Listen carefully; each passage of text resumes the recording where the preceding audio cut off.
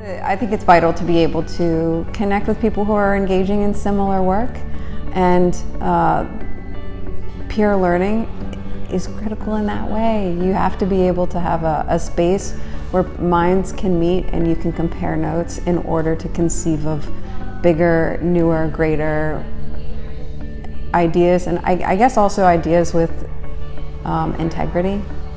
So I think that that's really the biggest impact it's had. It's just given me the opportunity to be able to like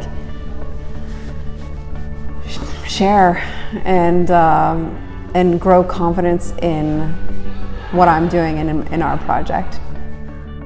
One thing that stands out to me for this challenge is the peer learning aspect. So to kind of hear what other groups are doing across the country, but then also to hear about their successes and where they failed at, and knowing that we don't have to always be prepared to get it right.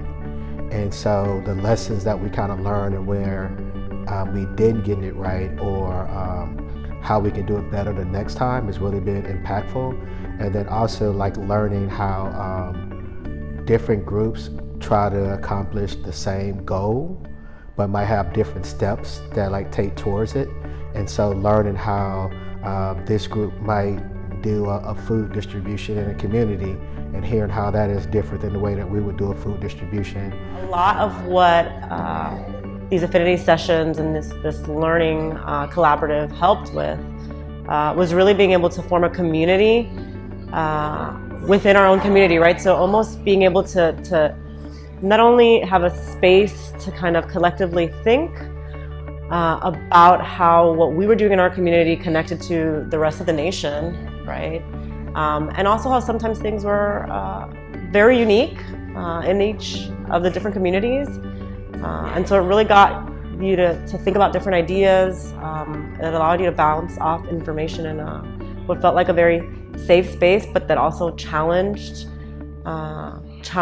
a lot of us to really, I think the word of the week is to be uncomfortable in a way that creates change and impact. And so I think that both me as well as our team members at Deerfield Beach are very grateful to have been able to have that guidance. The grant from the HCCC Challenge Project actually gave us the opportunities both to validate some of the things we already knew, particularly related to community engagement, but it also gave us opportunities to hear other stories and to be able to apply those to some of the challenges that we were seeing in our community as well. So just being identified as a community stakeholder has been really empowering, and to really grow that knowledge and that language